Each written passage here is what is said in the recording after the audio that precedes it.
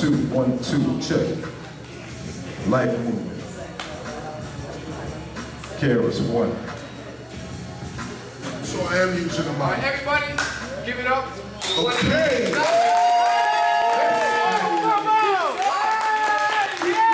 You know what? Let me say this. I started out by just sitting down because I wanted to get a more relaxed state here as well. And please, we can cut the music because I'm gonna start freestyling if you don't. It's like in my blood, just yeah, keep the cameras hot. Keep them up. This is what, let me talk to you for like 5 seconds. That's figuratively. And that's why I said that.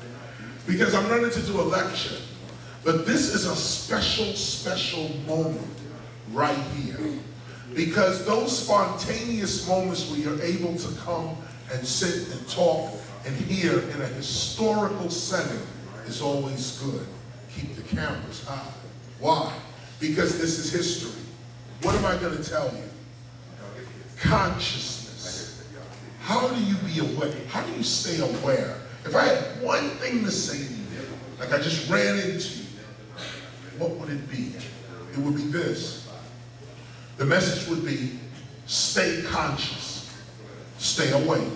That's what it means. Stay awake. Here's why this is so important. 1, most of us become awake but fall back to sleep. Being awake is not the problem. It's staying awake. That's the issue, the challenge. All of us see the light. Oh, that's what it is. But then we're distracted by this, and this. If I had one thing to say to you, it would be, stay awake. Stay alert. Yeah? Oh yeah. Stay awake. Now I want to talk to y'all for a minute. You hit me with questions as you see fit. You got that? Yeah, I got that. You hit me with questions as you see fit. But I'm going to say this. Matter of fact, you sit here and you focus in on me like this. So I'm trying to give you yours. Stay awake. What's the challenge? Staying awake. Staying focused. We're recording this. Why do I keep referring to that? Because this is a symbol of staying awake. Here's a symbol. Some people are only here right now. Meaning you're just here right now. The clothes you wear is here right now. This right here, all this is here right now. Your conscious attention is here right now. But if you were awake to your total existence, you would know that not only are you here right now, but as these cameras roll, you are also in your future. Most people would act just as if they're here right now, and that's it. And they will say things and do things and wear things or eat things on camera that in the future will make no sense. How many times have we heard, put it this way, you look back on the 1970s and you said, look at the shoes, look at the shirt, it was crazy. Why are you walking down the street with that big hat? Look at the fur collars, look at the cars.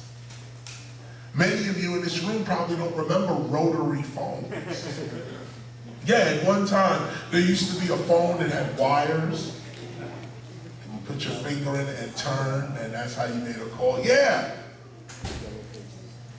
We look back on that now, and we say, wow, how did those people survive? Look at the 60s, look at the 70s, look at the 80s, wow. Well, as these cameras roll, 2100 is saying the same thing about us right now. They're looking at us right now saying, look at us, look at what's behind us, look at, you know, that chair in 2100 may not exist. And if you have one of these chairs in 2100, you're considered an antique collector. Serious. People are giving you $10,000, $20,000 if you have a mint condition version of that chair right there.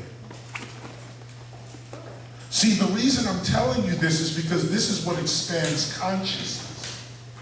To know that when you lift your arm like this, you're not just lifting it here, you're lifting it in several dimensions at one time. Right now, we're talking about time. Time, past, present, future. This is how you expand your consciousness. Number one, I'm not just here right now. Yeah, I'm here right now. But as the cameras roll, I am also in the future.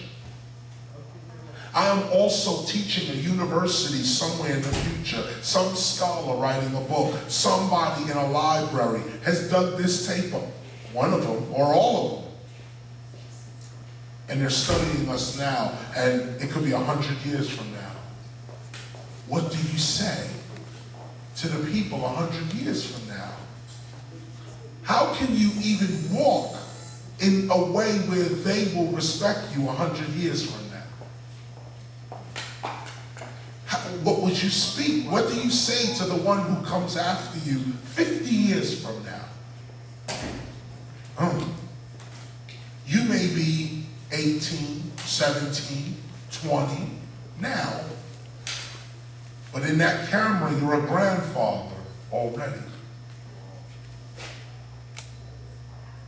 In that camera, you're already dead.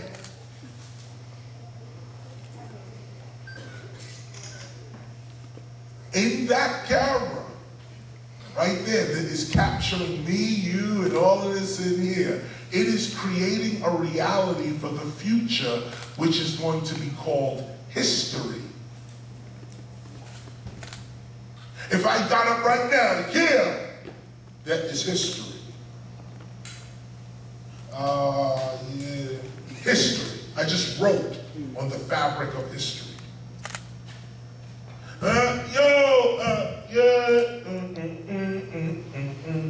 I'm walking in the fabric. Everything I'm doing right now is being recorded in the universe forever. And on camera. Just wrote on history. Why do I bring that out? Just like I walked over here like this. What if you robbed somebody at gunpoint? That's an act too. That's part now of universal history. And if you're caught on camera, it's on there for life.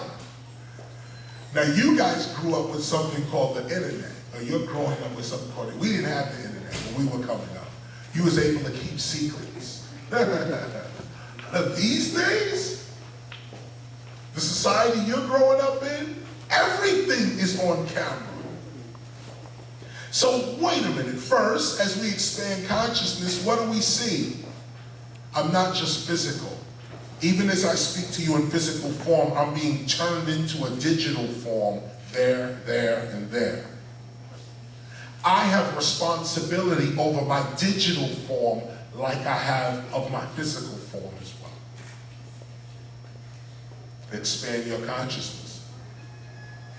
Here's another physical form that even goes beyond the camera, but the camera can digitize your reputation.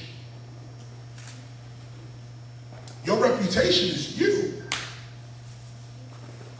It's the you that goes before you. And here's the funny part, you can't control your reputation. It talks to people on your behalf before you get there. Your reputation is multidimensional, meaning that it can talk to 20 different people at the same time and tell them all something different. Your image. You, your physical body, only gets what your image provides. I'll say it again, and we're recording it. physical body only gets what your image provides. The only time you can control your image is when you create it. First time, I'm on camera. My name is KRS One. Knowledge reigns supreme. Bang! I've just created an image. My name is Old Dirty Bastard, and I'm chilling. Wu-Tang! I just created an image. I'm President Bill Clinton. I did not have sexual relations. I just created an image. Every name I come out with is going to put a graphic in your mind, and this is the point. When your name is mentioned, what graphic comes in other people's minds?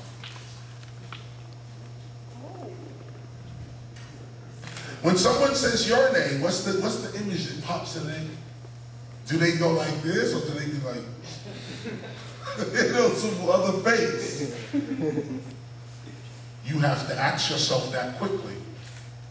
Because number one, this is how you expand your consciousness. It's not some supernatural lofty path to follow. It's very practical and very logical. Here's the practicality of it. You have more existences than just your physical existence. You're told about, I have a spirit, I have a soul. Put that on the side for a minute. And focus just on your reputation. Focus just on your wow. Focus on your light. Because that's what these cameras are capturing. Imagine, this is a trick. These cameras are capturing us as light. So how do you shine your light onto those cameras? Think about this. If the 16-year-old you does not make the right decisions, the 26-year-old you suffers. Look how interlinked you are to all of you. There's a 30-year-old you that's waiting to be born, hoping that the 14-year-old you doesn't botch it up. There's a 20-year-old you that could be the servant of the 60-year-old you, but you're only thinking of yourself. Look what I just said. You're only thinking of yourself, your 20-year-old self. Me now, me here, not me at 60. At 20, I can act like I'm 60. And if I do, I'll get there. But if I'm 20 and I act like I'm 20, I'm not even going to make it to 30. You have to be the ages you want to become.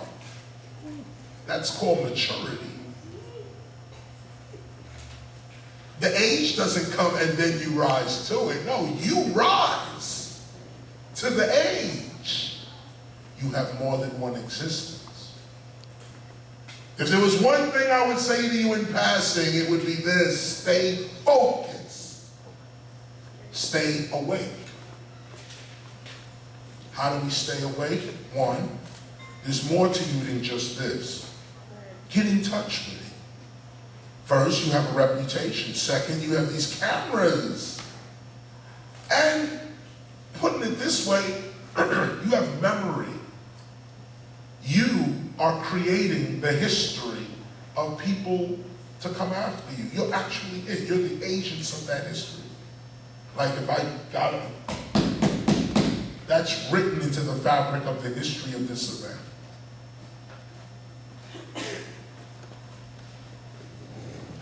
Get your questions ready. I'm going to hit you with one more point about mind expansion. Get your questions ready. Mind expansion. One more point. You've got to know this. And remember what we just said. Focus on your reputation. Your reputation brings you wealth or it brings you poverty. The stories you tell about yourself is going to be the reality you live. That's how simple this game is. There's no reason for me to be KRS One. There's no school for it. There's no book for it. I have a degree in it.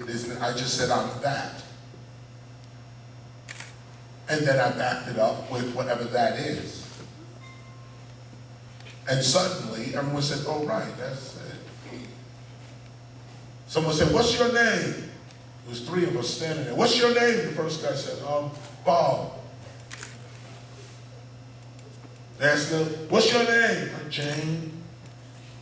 Asked me, what's your name? KRS One, knowledge, race, oh.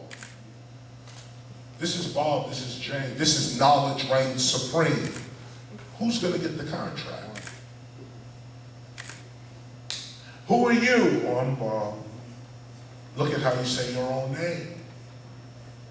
When you say your name, what image comes to your mind? What image comes to the mind of everyone else? That's how you're gonna eat. That's how you create value, create wealth. It starts with your reputation. What do people believe about you? Now, the other point. The mind is a terrible thing to waste. Yeah. The mind, M-I-N-D, is a terrible thing to waste. And that's a great statement by the United Negro College Fund. But the point of the matter is this: your brain is not your mind. If you can learn this at a young age, you'll be unstoppable in your adulthood. Your brain is not the mind. The brain is a 2-pound muscle in the head. Controls the nervous system. Or it also has something to do with your dreams. But the mind is in the room. Your mind is not in your head. When we say, I gotta think, we usually point to the head. But that's just social trend, that's just habit. The mind is the entire body and its surroundings. I am a figment of your imagination. Your mind is creating me right here. My mind is creating you. Hard to deal with. Hard concept to deal with, but nonetheless the truth. Everybody slices reality according to their beliefs and perception. You don't enter the day is within you. Imagine the sun comes up, shines on everybody, but some people live rich, others poor. Sunshine on everybody. Some people feel like they make it, other people feel they can't. What is it? Does the day dictate what is going to happen to a person, or does a person dictate what's going to happen in their day? The person dictates. And your mind, your perception of your reality is what creates it. Now, if you can understand that at a young age, if you can understand that everything you see, including people, are responding to your consciousness, suddenly you start walking around and treating people as an extension of yourself. There's no individuality here. Sorry. What we have here is oneness. What quantum physics calls entanglement. Everything co-located. Everything here now, right here. No distance because there's nowhere to go. Everything's here. No time because there's no distance. We're all right here, right now. Now, if you can understand that, not only will you understand how I write lyrics, but you'll also understand how to move your mind around. To write a song, you have to predict what is going to inspire people before they know they're going to be inspired. Some people do it by mistake. That's called a one-hit wonder. They do something and it hits, and you're like, yes, that song was great. Others know the science. And the science is, I gotta get into your head. My head and your head gotta be co-located for me to rock you with a rhyme. I gotta know what you feel like. Now, quantum physics tells us that this is normal. Artists and singers have been doing it for centuries. You sink into the collective consciousness. You get rid of yourself, and you become the character that you've created. I'll say it again. You get rid of yourself, and you become the character that you've created. And the physical world will respond to your perception. Not only did I write songs like this, but I went from being homeless to still really being homeless. I'm never home. But I've had many houses.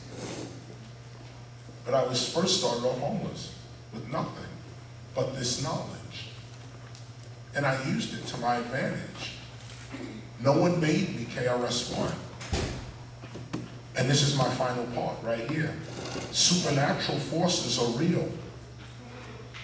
We're living in a very atheistic society today. And that's cool, too. You know, big up to the atheists. I'm a philosopher, and philosophy usually leads to atheism. But I have too much evidence for divine intelligence to succumb to that. Now, everybody doesn't get it. And here's the harsh statement. I was debating with a sister at City Hall the other day. God is a privilege. And the sister came back and said, no. God is for everyone. God is for everyone. And so is education and knowledge. And you know what? She was right. She was right. But it just doesn't work out like that in real life. In real life, it seems that God is choosing people for real. Because you can't know God and still live fearful in the world. When you really brush up with God, you get an arrogance about yourself. And notice the word arrogance, there's a certain, you can't say that to me. I'm with him, her, them, that. I'm over here. I'm with God. We don't have enough for that. And this is why a lot of people are not seeing their careers flourish either. They're doing it scientifically and not supernaturally. Supernaturally, you get there quicker because it's all right there. Naturally, you go through natural law. Now let's just go through that real quick. What's natural law? If I'm big, I can clobber you over the head, take yours. The strongest survive the quickest. If you can't outrun me and I can outrun you, I can take your rabbit, be out. Whatever skills nature gives you, you use those skills to overcome challenges, even if that challenge is another human being. But then a few humans got together after eating certain berries in the forest. We'll leave that alone. And they realized their humanity. They said, wait a minute. We're not like these cats over here eating each other, beating each other, stealing and reaping and robbing one another. We're not like that. We're going to form a small society amongst ourselves. I don't know you, you don't know me. I don't know you, you don't know me. But you know what? You seem to cook pretty good. I haven't eaten a good meal in ages, but I build houses. You're out in the cold. Why don't you cook me a meal? I'll build you a house. But we both need protection because these clowns keep coming around. He looks like he's knocking cats out. I saw him last week take an elephant out. Hey, look, he'll cook your food. I'll build your house. Can you protect the two of us? Yeah, sure thing. Now the three of us got a society going. You, me, him, one for all for one. That's called civilization. From that germ, we rise now. We build a fence around. Some other humans see us eating well because he's cooking good now. He's protected, and I built this house. Now his skill can flourish. They smell the turkey cooking up the block. More humans come. Yo, what, can I get something to eat? Somebody, your daughter, your son, somebody comes out and says, listen, we got rules here. You can come in and eat and sit down, but you gotta contribute to the society. What can you do? Two people walk up and say, listen, I make clothes. You smell good with the food, your house is right, and you're well protected, but y'all naked. And we would look and see, we're naked. And we would let that person into our society based on how they're going to affect the whole and how we can help them. But now we've lost all that. Why have we lost all that? Because another couple of humans that had nothing to offer said, you know what? There's one thing we can always do. Kill. I can always try to overpower that guy that they got protecting them, because if I could just get rid of him, then I could steal the turkey and take all the houses. Now, certain societies, the invader came, killed the guy who was protecting the society, but when he got to the chef was already trained by the general. The chef became the general. If you killed the general, the carpenter became the general. If you killed the carpenter, the seamstress became the general. We all were fighting in the community. That's what America was to the British. That's what the United States was. Indians, blacks, whites, getting together, wearing ponytails, and running around guerrilla warfare against the British with the help of the French. French was helping out against the British. And that's how we got here. But now why do I bring this little history lesson up? Because you got to understand your power and where it comes from. You're a human being, one of the greatest creatures on the planet. You're not poor at all. You're not sick at all. You're a human. You create and distort matter according to your perception of it. He's taking photos of me right now. Why? Because he thinks I'm important. You are important. No, I'm not. Yes, you are. I am nobody.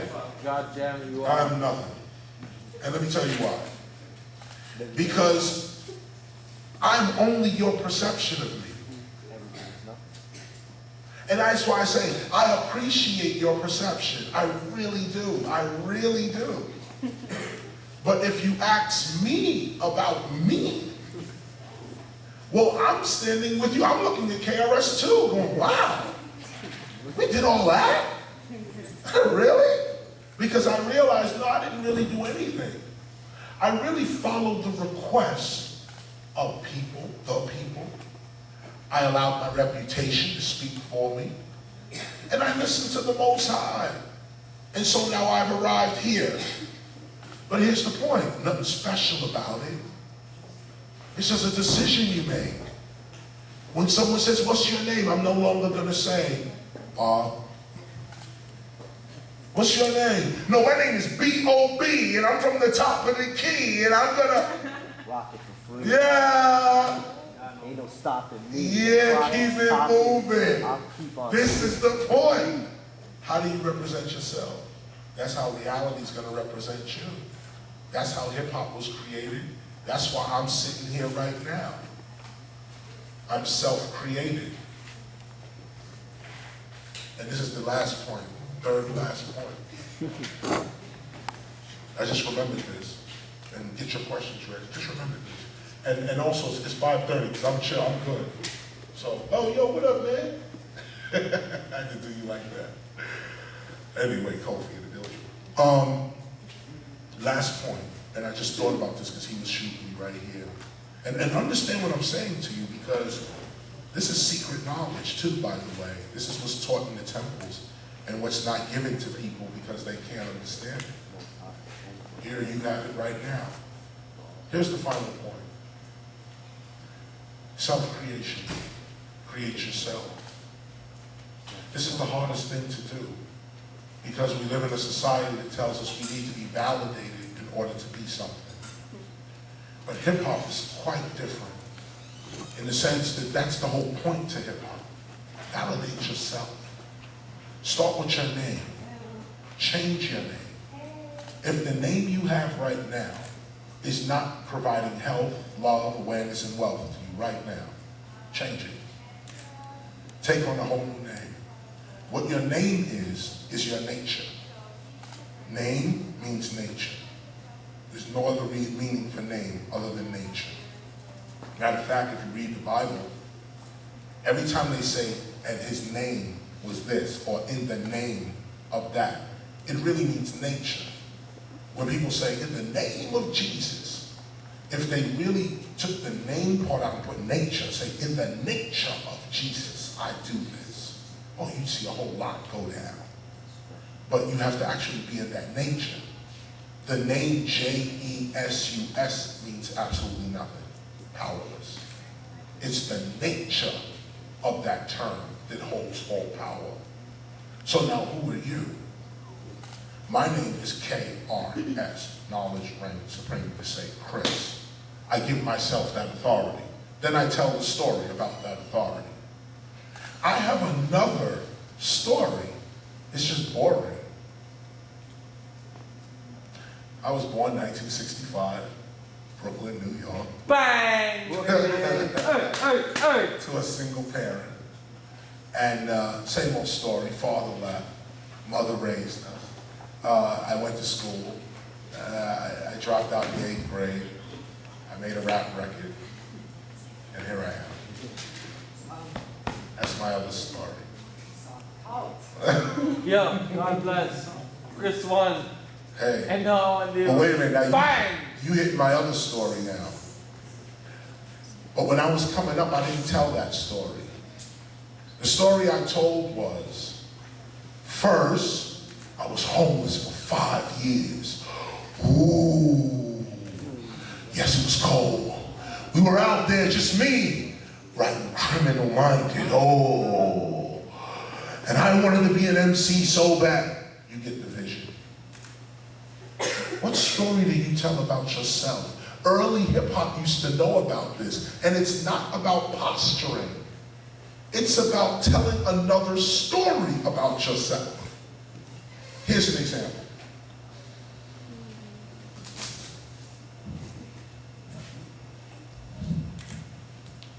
Okay, what is this? Piece of tape, right? I just ripped this off here. Worthless piece of tape, probably would have wound up in the garbage tonight. But now, this piece of tape is going to become the most valuable item in this room You're gonna sign it. right now. This worthless piece of tape, it was taken just here. The only reason I took it is because it was just right there. It was convenient. This tape is no longer just a piece of tape. This tape is now, well actually it's being photographed, and this piece of tape now represents the historical documentation of our meeting here today. I just perceived that that's what this is, and that's what it is. If you guys can perceive with me and say, right, this tape is going to represent, it's going to symbolize our coming together, this piece of tape right here. Now, you stay right there.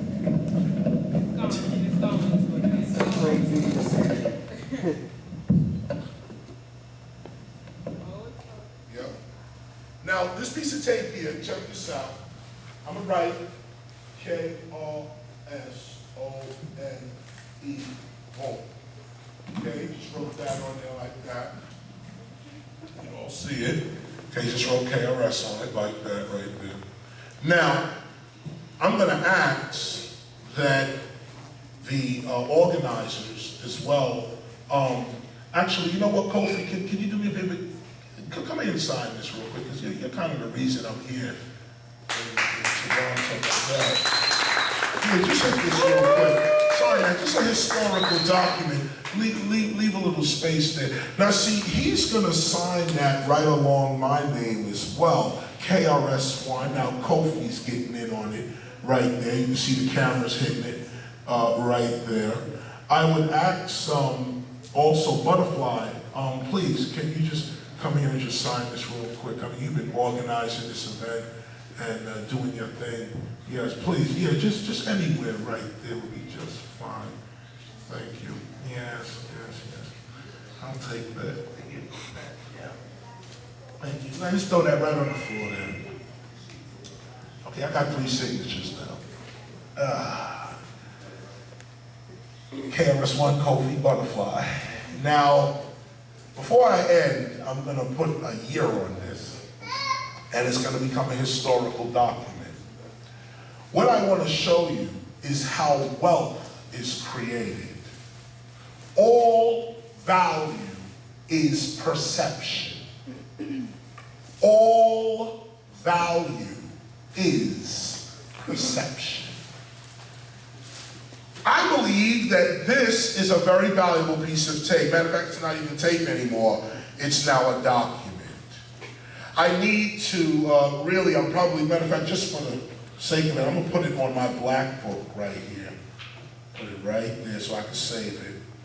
And what I think I'm going to do now, that I put it on my black book here, is I may even frame it, get a little something, put a little frame on it, and maybe a photo of this event. And suddenly, this piece of tape that is insignificantly brought from right here, this piece of tape, that was worthless, had no value whatsoever, this tape is now, well, you tell me, what do you think we can get for this on eBay? I mean, think about this. You had an event here with KRS ONE and esteemed hip-hoppers in the room. Cameras are rolling, documenting this day here in Toronto. A piece of tape was signed here. This is my point. The story you tell about material things is the value they're going to have. Timberland boots had no value until hip-hop gave it value. Head bandanas, head pieces, rags on the head, no value until hip-hop gave it value. Even jeans themselves, the concept of the jean, no real value until hip-hop gave it value.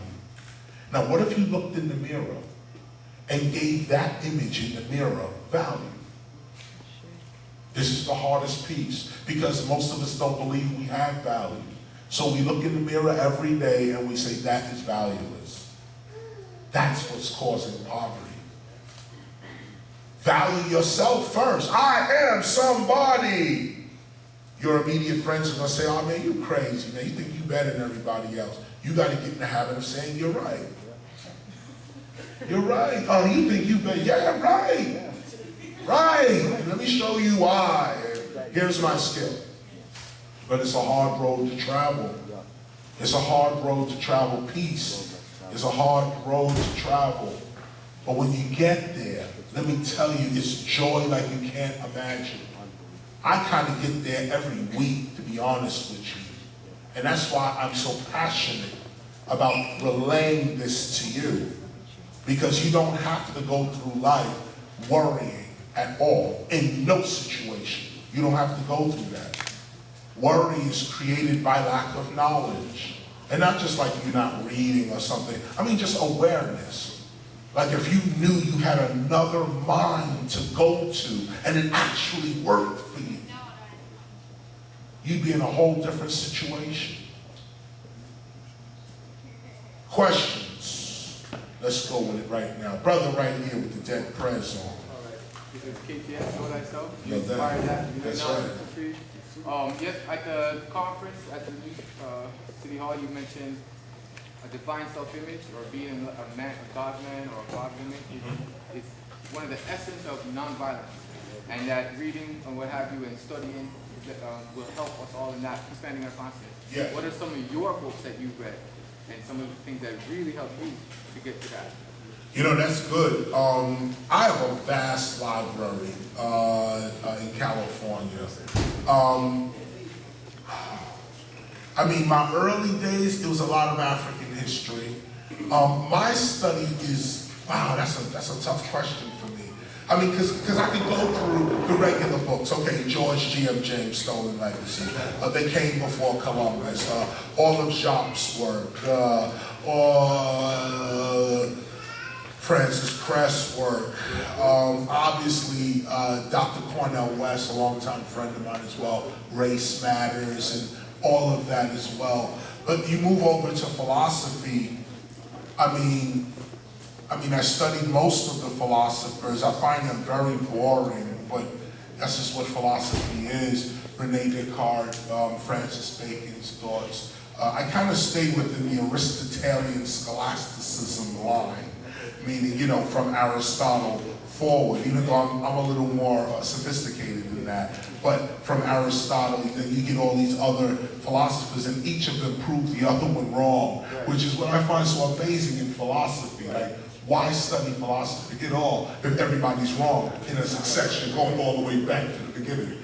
But all of that, and that's why your question is hard to answer, because I don't want to give you books that I studied that I found out were wrong. Right. That's what I'm interested in, because when you were talking about divine self-image, Yes. I'm reading a book now, Mental. Are you familiar with that? Oh book? yeah, Meta By Ron Lefebvre? No doubt. The main thing that he refers to is you have to have a divine self-image, and that you were saying that our nature, man's nature, is to rape, murder, and all these things. But Right. I would say that our animal nature is to do that. But if we want to have our true nature, which is divine, it's peace.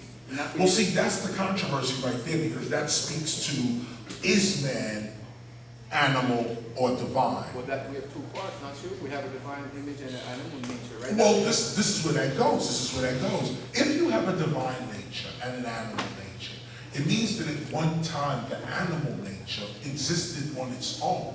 If it's a nature, it existed on its own. So at one point, we were animals. At some point, a divine contact was made or created somehow. And that artificial part of us is divine.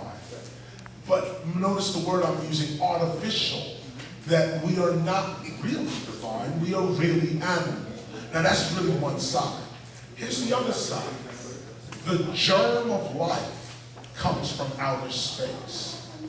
We, on that meteor, hits the earth, hits or infects certain animals, primarily the monkey, ape, chimpanzee. They gain consciousness and create humanity. This is National Geographic too, by the way. This is the other theory. Something other than the natural infected man with divinity or consciousness. And so what is real man? Real man is a disease on the earth. What was displayed in the Matrix? You know, you humans are a disease. That's a whole lecture in itself, right there. And that's its own lecture. So this is what I'm saying about how complex that actually gets. Here's a way to get around it in a certain sense, because we can go for days with this.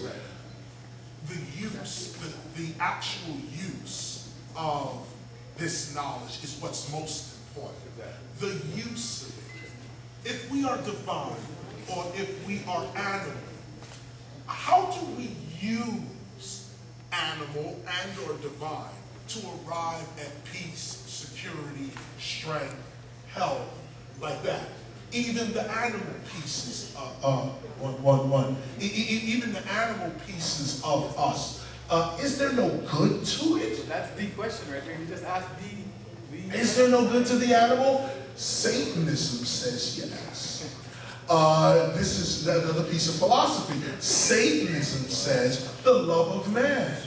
A man is cool as he is. Why are you messing with man? He ain't gotta be divine. Forget all that God stuff. That's make-believe.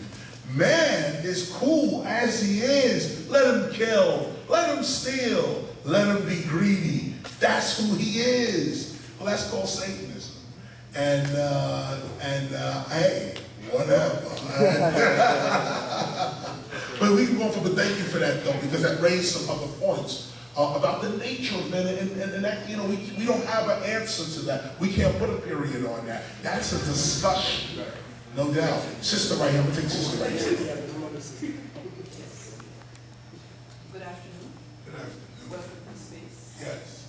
Let's do this space. Bless. Scarborough. My issue that I'm having, and I'm hoping that you can provide some inspiration, are young people. We can't get them to do nothing unless we're giving them something. I'm part of a program that we're trying to instill some advocacy skills, skill building, taking them outside this hood that they own, that, you know, this sort of that. And it's one of the most difficult things that we have to do, because if we're not offering them some bus tickets, some food, some, we can't get them to. So I'm a 1965 baby like you, and I've been there, done that. And my heart is where the young people are at until they tell me I can't do this no more. That's happening when I physically leave this earth. So I want to know what I see you have a nice following with hip hop. I'm not a hip hop person. So I know, I have the knowledge of it, I know what it is. But even with that, music's being what the music is portraying for these young people, they're living a life, and we can't get them past that life. So being who you are, I want you to, as you step into our space with some inspiration, as into how can we give them some real inspiration to go out there, be some movers and some, you know, some shakers, be the change they want to see in the community. Yes. So being in this, you've been around as long as you have been, we have been, we're the same age, my brother. Just how you can give us some of that, because I got some good workers, we got good facilities, we have all of that. Right. But we can't get them in that Good space question. to understand what that God bless. is about. This is, you're God sharing bless. something God bless. that is all over the world. And it's been discussed endlessly in time as well. Here is an answer, an answer. There's no one answer for children, as you might know. There's no handbook for these guys. It really is a freestyle, for lack of a better term, till we get more knowledge, I guess, to write a book about how to deal with kids. And it works. But here's what the latest findings are. Number one with children is that they don't listen to you. Kids don't hear words. They watch deeds. They don't hear you talk. You talk to you blue in the face. I have 3 children. I want the discipline. We have 4 and 3 grand. And I say, you know, and I learned this with my own children. Whatever they see me do and having fun, they do. I want the dishes washed. So I start out washing. It goes a few nights, they wash the dishes. It goes a few nights. And after a while, they try to imitate children. They try to imitate you. The hardest thing for adults to do, I'm sorry, I got it too long. The hardest thing for adults to do is to be conscious of their actions around children more than their words. And not just actions of direct action, but like everything, what you have on, voice tone, how often do you smile, how often do you cry, earrings, jewelry, all of that speaks to the child and says, this is that type of person. Now hold that thought on the side. Number 2, extremes. Kids want extremes. Extremes. Whatever you do, it gotta be extreme. They wanna see the dinosaur. They wanna see somebody's head get chopped off. They want extreme, because they're learning. Their minds are, they're not even fully wired, really. Imagine that, the brain is not fully wired until you're 25. Imagine that. 25, you don't have a fully functioning brain until you're 25. All the wires are at about 25. So you're dealing with a creature that has really half a brain and is trying to deal with you, trying to imitate you, as opposed to listen to you or hear you. They can't comprehend you because their brain's not wired. So they imitate you. And then they imitate all of you. Now the problems begin. And this is where it becomes sensitive, because our children are only imitating us. And not you or me, but all adults that they see, the adult world. The way kids act really is the way they think we act in their interpretation of things. If a kid is born in a military household, that kid just gravitates toward that or rebels absolutely against it. There's no middle ground. There's no, yo, my dad's this, but I'm that. Now, my mom's, it's either I'm going to the military like my dad, like my mom, or I don't have nothing to do with that. I can't, I don't even relate to my parents. It's one or the other. Now, if let's say it's the one, I can't even relate to my parents. You can rely on your genes. Because everything you're saying to your kid or to the children, they can't comprehend it, but you're pushing buttons in them that when they get older, it's all gonna come to bear. All of it's gonna come to bear. My mother used to tell us all kinds of stuff we could not understand at all. Thank you. That we could not understand, didn't listen to, we were disobedient, the whole 9 yards.